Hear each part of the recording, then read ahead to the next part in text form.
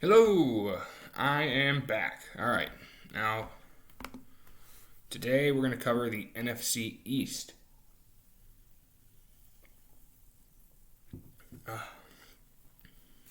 And the picks that were made. Pull up the Cowboys here. Just gotta make sure I pull up.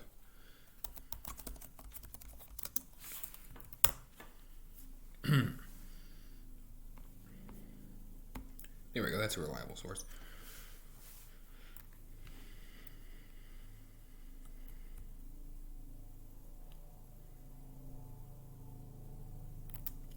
There's Dallas. All right. So the Dallas Cowboys, with their first round pick, which was 12th overall, they took Micah Parsons, linebacker. Second round, they took Calvin Joseph, corner, Kentucky. And with their third round pick, they took Osa Odigizua. So let's break down just that. I love those three picks. Why? They needed a lot of help at defense. Somebody must be screwed. That sounds like Arrowhead. Because it addresses a big problem on the defense. One, you're getting a really good linebacker. Two, you're getting a strong corner, something that you lost when you let go of... I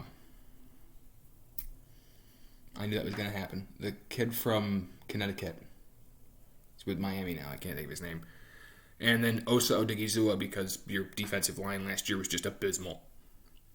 The 21st pick in the third round, they took Chauncey Golston, defensive end, Iowa. Also really like this pick because of the same reason. It really solves a big problem that you have at that defensive line, which was that last year you couldn't get to the quarterback and you weren't stopping anybody. They then also traded, I believe, right? Oh, no, it was a compensatory pick. Sorry. With the 36th pick in the third round, they took Nashawn Wright, corner out of Oregon State. Really big corner. Long, lengthy. I really like him, especially because of his length. He's just freakishly tall. Now, with the fourth round, they opened up with the 10th pick, 115th overall, and they took Jabril Cox, linebacker out of LSU. Now, when they made this pick, at first, my thought was, cool, they cured a big hole in their defense, which is they didn't really have another linebacker on the outside. So their original linebacking core, once you added Micah Parsons, would have been, as I thought, Parsons on the outside, Van Der Esch in the middle, Jalen Smith on the outside. When they went and got Jabril Cox, I realized, nope, that's not going to be what it is. They are going to let Van Der Esch go at the end of the year while they teach up Cox, because I do not believe they agreed to his fifth-year extension. And that means that actually Micah Parsons is eventually going to be in the middle. Is he going to be there this year? Probably not. They're probably going to roll with Van Der Esch in the middle and Micah on the outside. But if something should go wrong, which it is Van Der Esch, he has a tendency to get injured, they could kick Micah back inside and then either use their current outside, I believe, last I looked, let me pull it up real quick, see if they let him go. I believe it was Wilson that was on the outside. Let me double check that.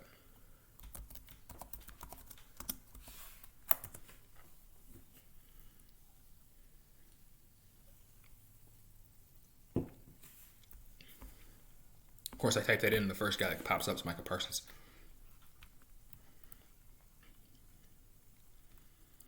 Come on. Load a little faster. Oh, and they throw out their draft picks. Normally they don't do that. Let's see. Linebacker. Francis Bernard from Utah. He's probably an outside.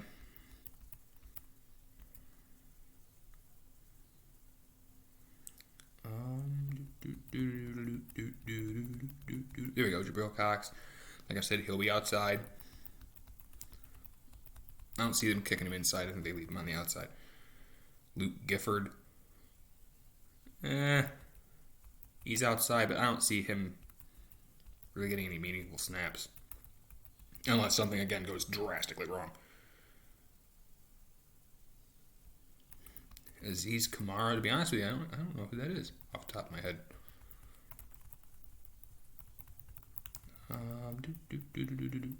Oh, that's right. They want to kick Keanu Neal to linebacker. So they might do that. They might leave Keanu Neal on the outside instead.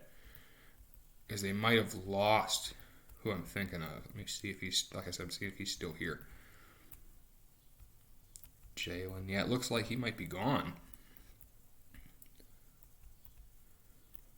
Yeah, okay. So what they're going to do then, sorry, I apologize. Oh, Justin March. I forgot about him too. Good depth guy.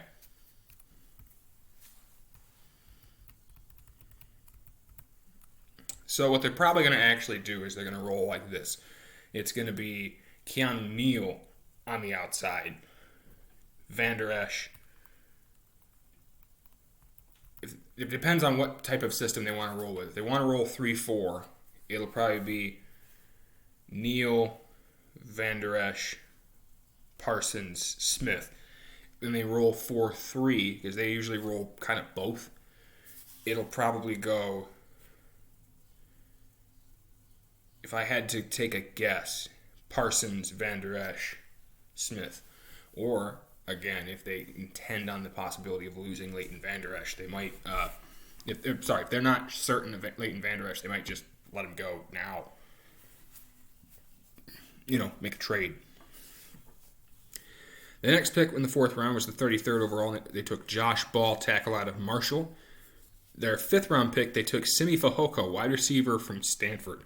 I actually like that pick. He's pretty good with his hands. He doesn't have...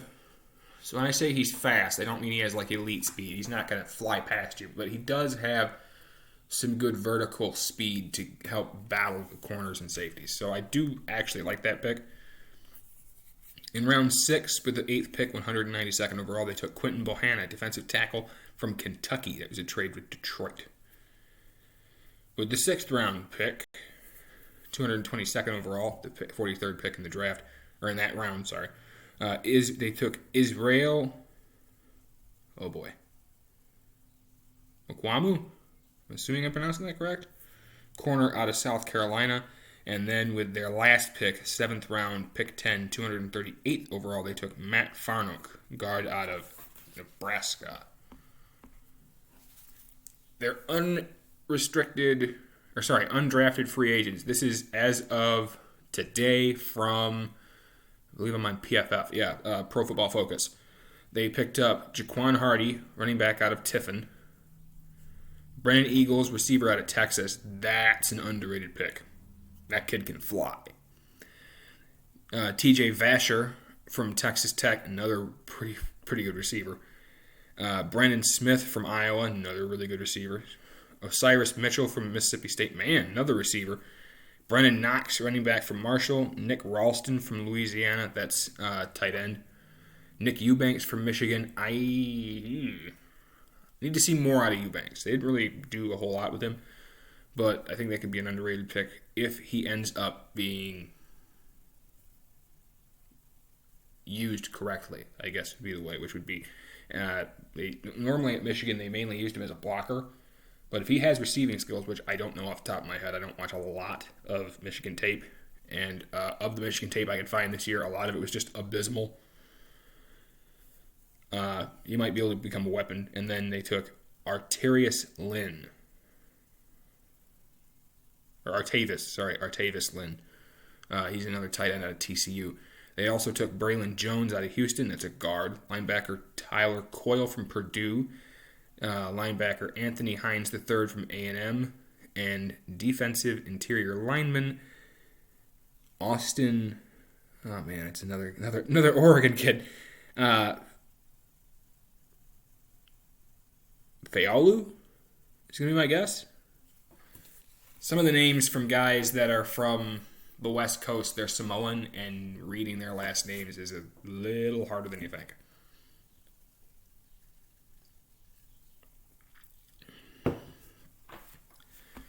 Okie dokie. I can close the roster down, not looking at it. The next team we're going to go to will be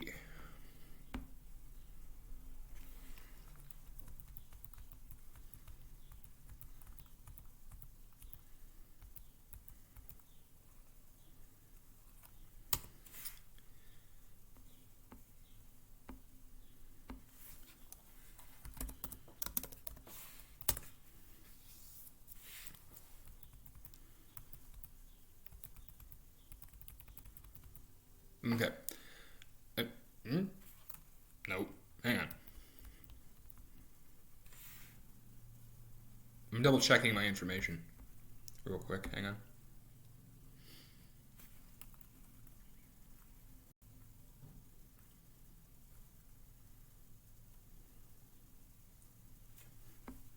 I am right. Okay.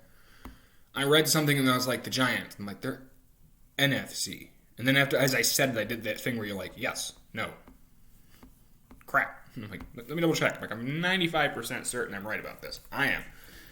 Here we go. We're going to go to the Eagles. Their first 3 picks, rounds 1, 2, and 3, are Devontae Smith, Landon Dickerson, and Milton Williams. What that is Devontae Smith, wide receiver, Alabama. He, of course, was the Heisman Trophy winner from this past year. He's very, very good. Landon Dickerson, they have him marked here as a center out of Alabama. I don't know if he'll play center right away. He'll probably play guard at first unless they end up having a huge need at center.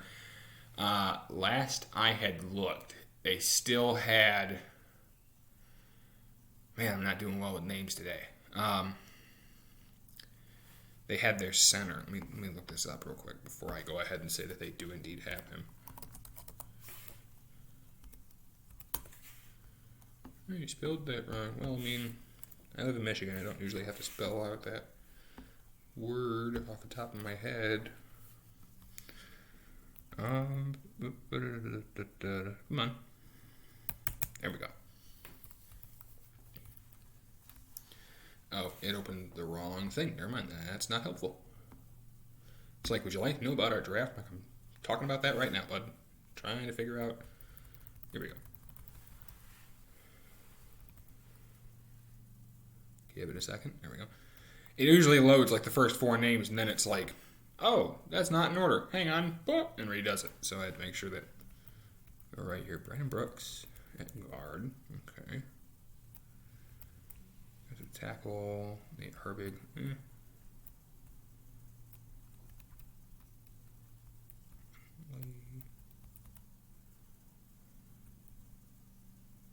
Kelsey, that's who I was thinking of. I'm going to screw up his name if I can't think of it. Yeah. Jason Kelsey. Yeah, they still have Jason Kelsey right now. So my first thought is center isn't probably where he's going to play. He's probably going to play guard at first. If I was a betting person, I would say that they probably kick him to guard and then eventually kick him inside to center once they lose Jason Kelsey. That would be where my brain would go at first. Probably. Milton Williams, they have him at defensive tackle. Now, originally when they drafted this, it was like edge, and I think that's what it said, right? Edge, something like that. And I was like, I don't know, because he's a bit on the short side. Now it says defensive tackle. My understanding is Milton Williams is quite athletic. I was really worried about the size because he's not real big. And it's like, well, at edge, you kind of want somebody a little bigger than I think that they had him at, 6'1". And I'm like, it's not that, you can't have a dominant guy that plays edge / tackle. Look at Aaron Donald. But Aaron Donald is also one of those where it is a 1 in a million pick, and he is just a freak. So now that I understand that they're going to use him at D-tackle, I think that's a better spot. And I'm hoping that he's able to get some pressure on opposing teams. Round 4, pick 18, 123 overall. They took Zach McPherson, corner out of Texas Tech. Not real sure how to feel about this pick. I get to watch a lot of Texas Tech film this year. But if I remember correctly, let me double check my information real quick before I go ahead and say this. I want to say he's on the bigger side.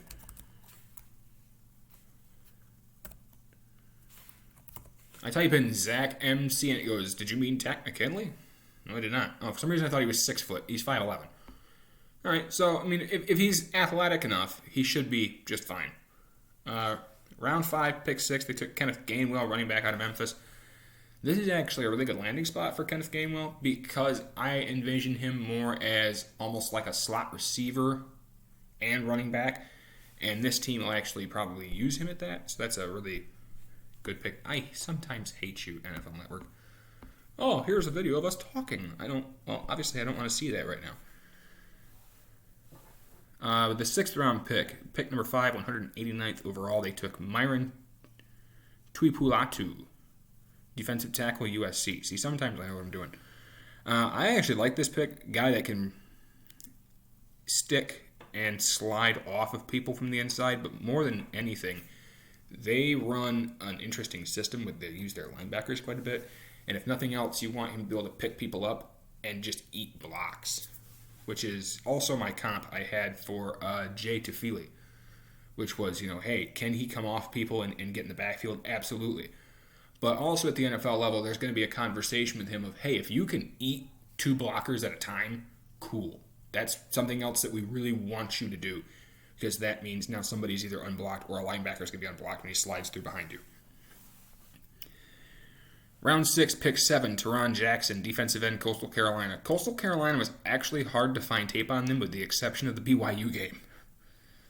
And even that wasn't the whole game. It was one of those condensed ones, which drives me insane because I hate condensed tape.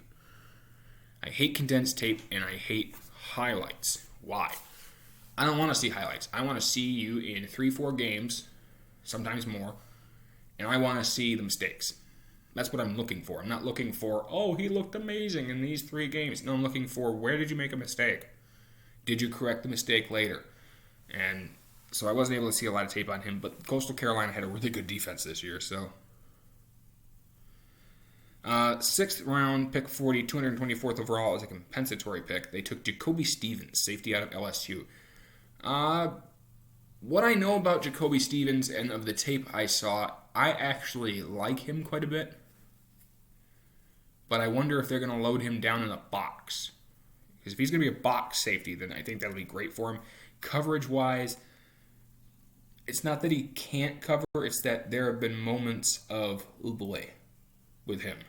And I really want to see him work on that this year. But if they line him up in the box, yeah, you're going to have a real good safety there.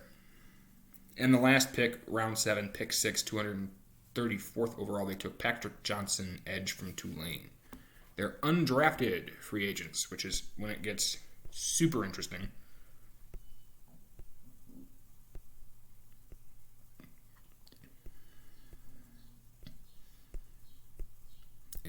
Hang on.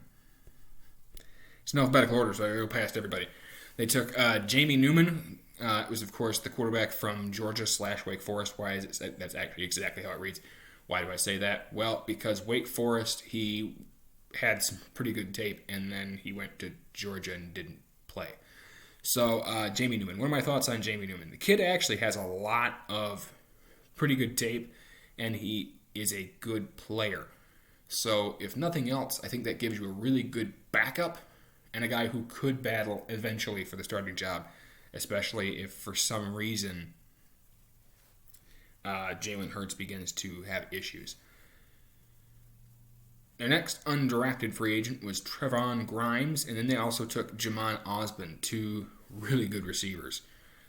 Grimes I'm a little higher on than Osborne. Nothing against Osborne, it's just that Grimes showed a little more this past year, and he's shown improvement over the course of his career. He is a really big receiver, and he's also got some speed to him, so I'm a pretty big fan of that. Their next guy they picked up was Jack Stoll, from Nebraska. That's a tight end. Harry Kreider, center from Indiana. Jaquan Bailey, defensive end from Iowa State. And offensive tackle, Coyote. I'm sorry if I'm murdering his name. Awosika? Something like that. It's Awosika. So, if I murdered your last name, I apologize. No, I don't. No. Trying to scroll through, and it's like, would you like to look at highlights? I already know.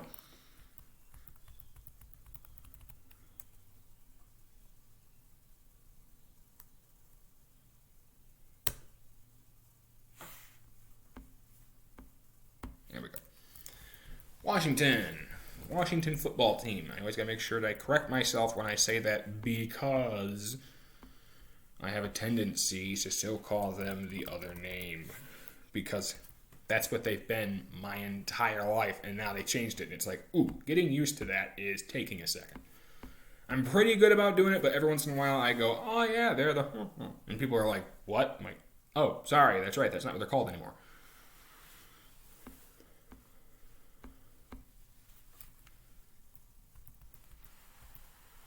That's incredibly offensive. I'm like, I know, but they've been that my entire life. So trying to change to their new names taking a second. Bear with me.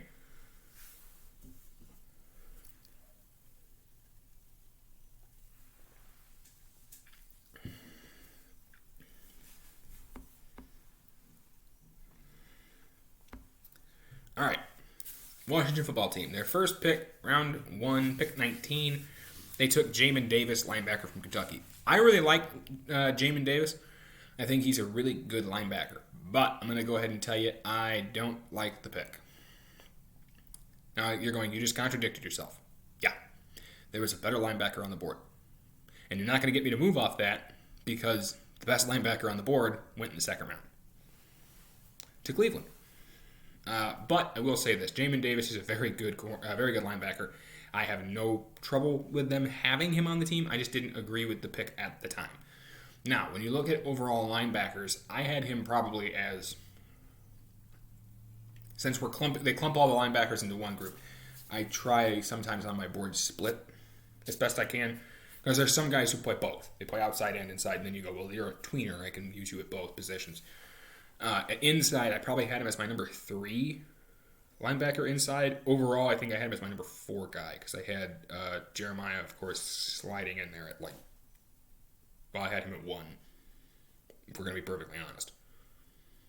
And then after that, I had the kid from Tulane, Zaven Collins. And then when I split them, Zaven Collins was 1. And then I think I had Davis at 2 or 3. I think I had him at 3. Pretty sure. I could be wrong. Pick 2,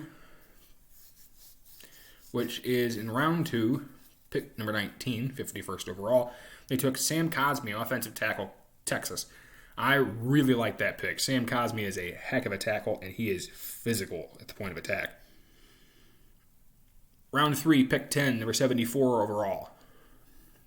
They took Benjamin St. Just, corner out of Minnesota.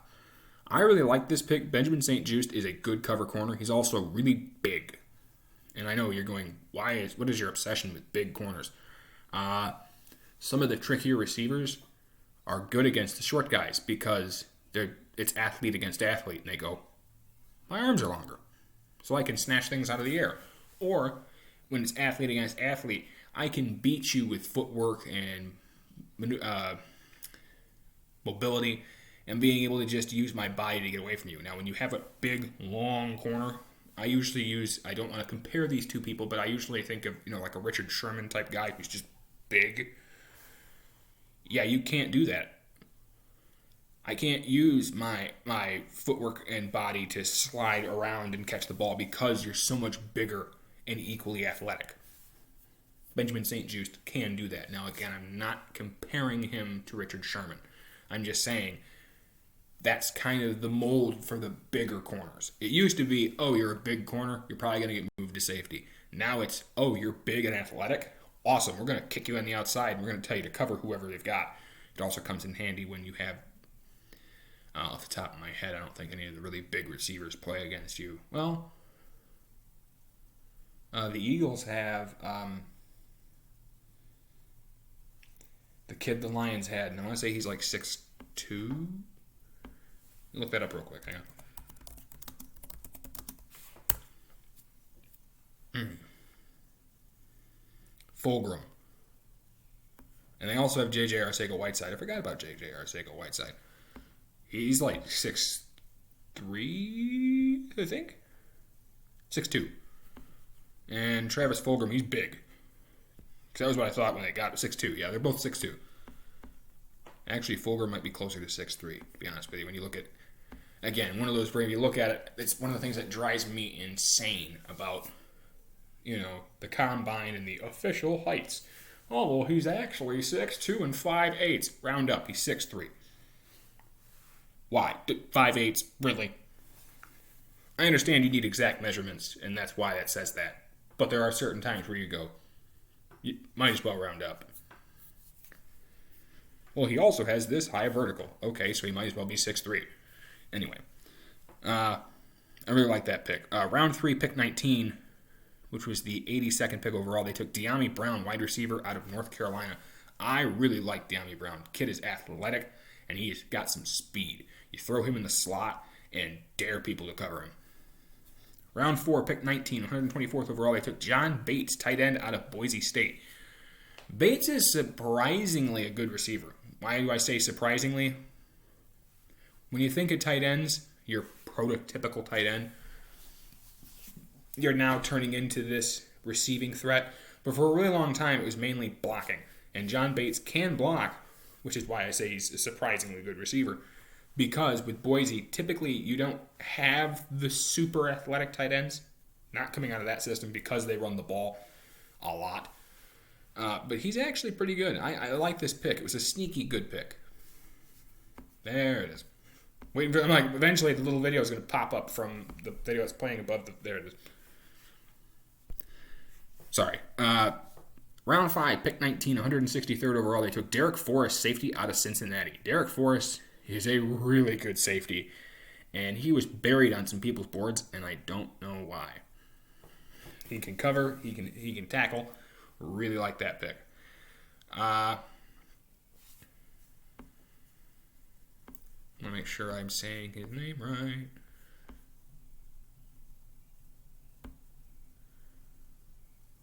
That is okay. I wanted to make sure that was the guy I was thinking of. It cut part of his name off, and I'm like, is that? I don't remember them taking this pick. This was day 3. I wasn't totally awake for all of day 3. Yeah, 6th round, I was asleep. I dozed off. Round 6, pick 41, 225th overall. It's a compensatory pick from Philadelphia that they then coughed up to Washington. They took Cameron Cheeseman, long snapper from Michigan. Now, most people are going, really? You took a long snapper? Well, sometimes these long snappers are prototypically good, and they end up being centers from time to time. Not always. But also, you have to look at what else Cheeseman can do. Sometimes the long snappers are linebackers, depth linebackers, and they get kicked to long snapper. So, although that's not the greatest pick in the world, it's not necessarily bad. I don't know much about Cameron Cheeseman, but you never know. He might end up growing into a position that they end up needing. And you can never have too many offensive linemen. Or whichever other position he plays. Like I said, off the top of my head, let me Google that real quick. I don't know. I know the name, so I do know who he is. Yeah, what other positions did he play? The only downside to this thing is that it then pops up and it's like, did you know that he got drafted by the... I know, I'm talking about that right now. Let's see. There's literally zero information on him. This is the information that I'm reading. He was ranked a 3-star recruit by 24/7 coming out of high school. He committed as a long snapper. And now he's a long snapper in the NFL. So, I don't know. It depends. Like I said, sometimes long snappers, if they were officially a long snapper always, they end up being decent guards also. So, you have to see what he does. Round 7, pick 12, 240th overall. They take Will Bradley King, defensive end, Baylor.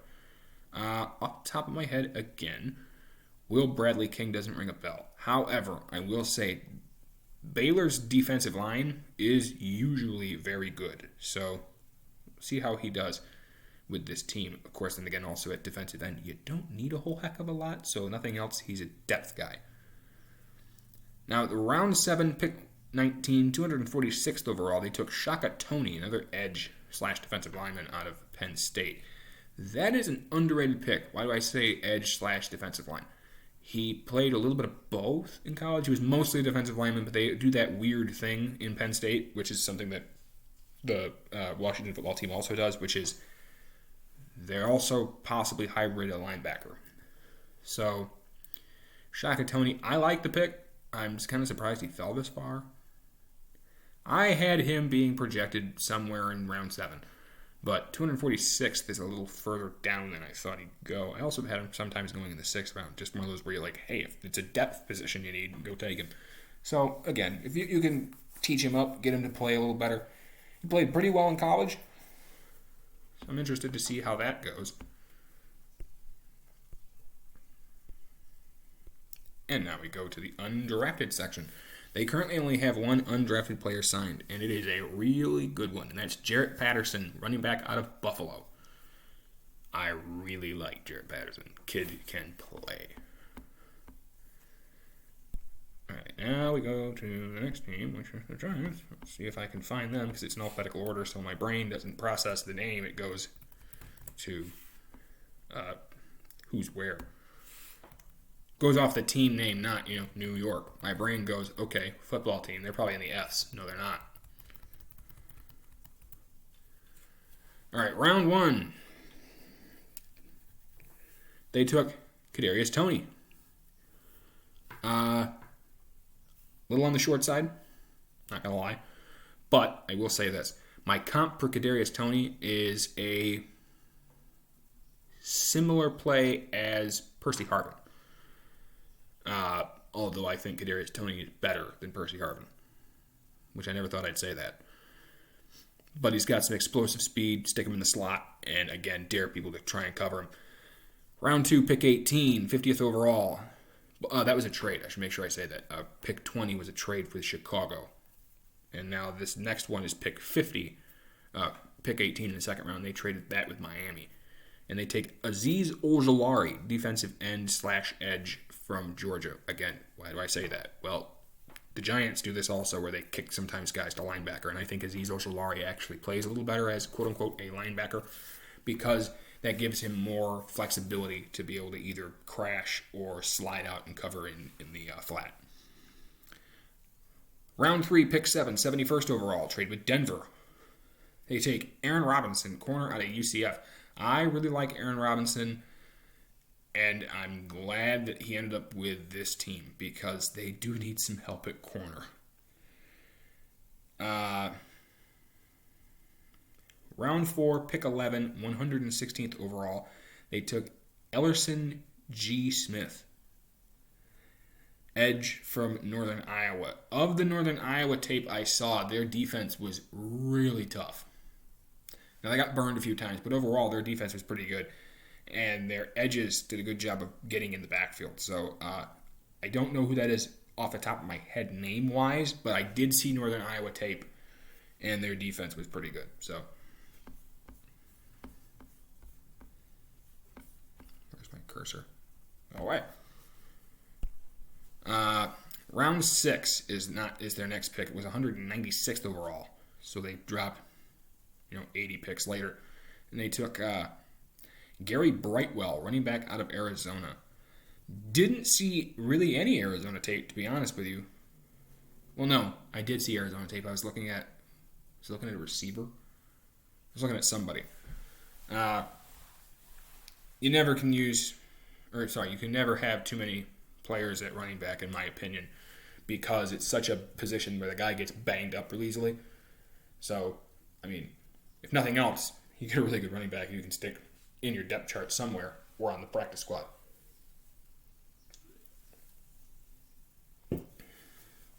Round 6, pick 17, 201st overall, they take Rodarius Williams, corner out of Oklahoma State. That was a trade with Arizona. Again, Rodarius Williams. You got to think about him for a second. Where is my cursor? Where? I click on undrafted. Let me pull up what they've got on him here. I struggle with names, especially if you're not a big name for corners and safeties, because it's a big rotational position, and I personally forget who's where from time to time, especially this past year where it got weird. Oh, it's Greedy Williams' brother. Okay. See, now I know who he is.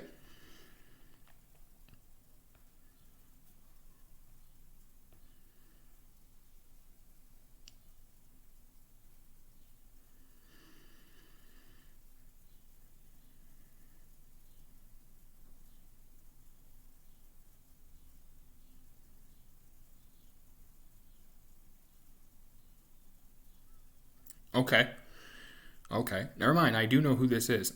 For some reason, I'm thinking of somebody else that played for Oklahoma State. It's not Rodarius Williams. He's a really good corner. I think to start, you maybe stick him in the slot position, or you let him sit for a minute. He was voted this past year.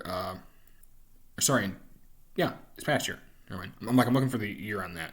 He was voted second team all conference, and he led his team with 7 pass breakups, which is actually pretty good. The big problem is they got hit hard with COVID. Does force turnovers. He's a big tackling threat. I think that he could definitely learn a little bit in this system and become deadly. All right. Undrafted people. They picked up 3 people total. Raymond Johnson III out of Georgia Southern. Jake Burton out of Baylor and UCLA. He's a guard, I believe. It says offensive line. I think I know who that is, though. I think that's a guard. And Brett Hedgie from Florida, offensive lineman. So, if nothing else, you pick up, I'm going to guess they're both interior guys. I don't know. Hedgie might be a tackle. Hang on. One more.